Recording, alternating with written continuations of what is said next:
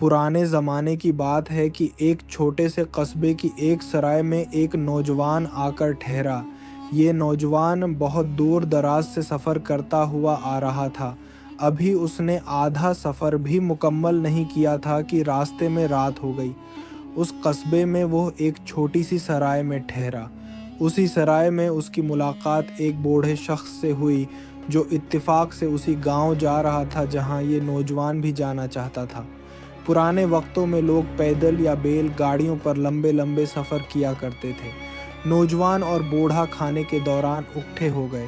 बातों ही बातों में बूढ़े को पता चला कि नौजवान भी उसी गांव जा रहा है। नौजवान अपने किसी अजीज़ रिश्तेदार से मिलने के लिए जा रहा था।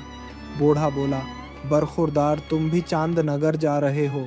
मैं तो चांद नगर का रहने वाला हूँ, तुम किसके घर जा रहे हो?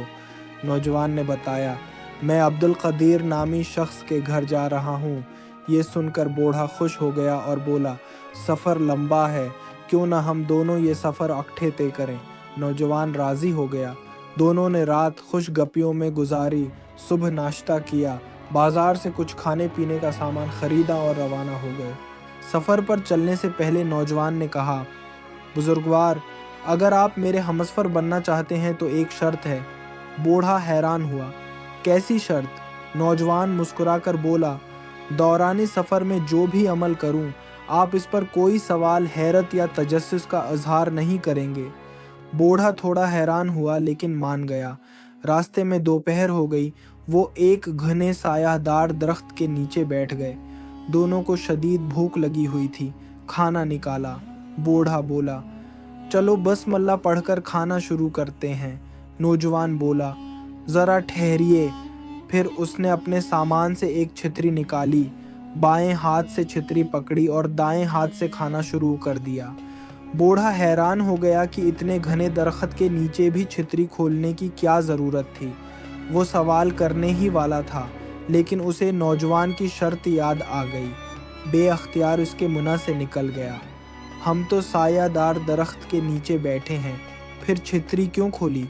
नौजवान बोला, आपने वादा किया था कि कोई सवाल नहीं करेंगे, अब हमारे रास्ते जुदा हैं। बूढ़े ने माजरत की, मुझसे गलती हो गई, वादा करता हूँ अब कोई सवाल नहीं करूँगा।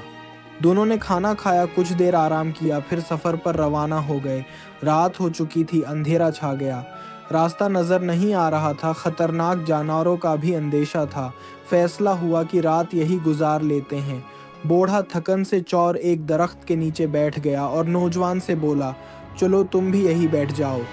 नौजवान बोला, नहीं बुजुर्गवार, हमें ऐसा दरख्त तलाश करना होगा जिस पर हम दोनों लेट सकें और उसकी टहनी हमारे वज़न को सहार सके। बूढ़ा खामोश रहा। नौजवान दरख्त की तलाश में निकल गया और थोड़ी देर बाद एक मौजूद दरख्त ढूंढ लाया। फिर उसने बूढ़े को चढ़ने में मदद दी, खुद भी चढ़ गया। दोनों रात वहीं गुजारने लगे। नौजवान चुस्त होकर सो रहा था, ज़रा सी आहट पर जाग जाता। सुबह हुई तो उसने बूढ़े को जगाया, नीचे उतरने में मदद दी, बची हुई रोटी खाई और दोबारा सफ़र शुरू किया।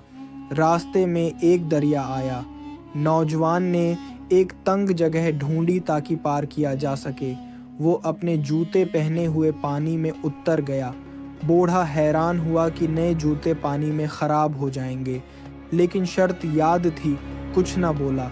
दिल में अफसोस ज़रूर किया। दरिया पार करने के बाद नौजवान बदले जूतों के साथ आगे बढ़ता रहा।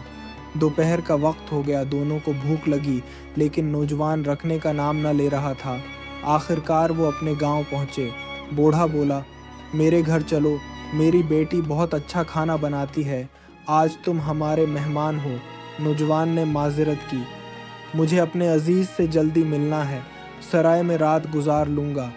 बूढ़ा बोला, जैसे तुम्हारी मर्ज़ी, मगर जाते जाते एक नसीहत है, घर में दाखिल होने से पहले दस्तक ज़रूर देना और ज़रा खानस भी देना। नौजवान ने वादा किया और रुखसत हुआ। जब बूढ़ा अपने घर पहुंचा तो वाकई दस्तक दी और खांसा। इसकी बेटी गलनार बानो ने दरवाज़ा खोला और बताया कि वो नहा रही थी, लेकिन खानसने से उसे बाप की आमद का पता चल गया। बूढ़ा हंसा और बोला, आज दिमाग ख़राब है, بیٹی نے وجہ پوچھی تو سارا قصہ سنا دیا۔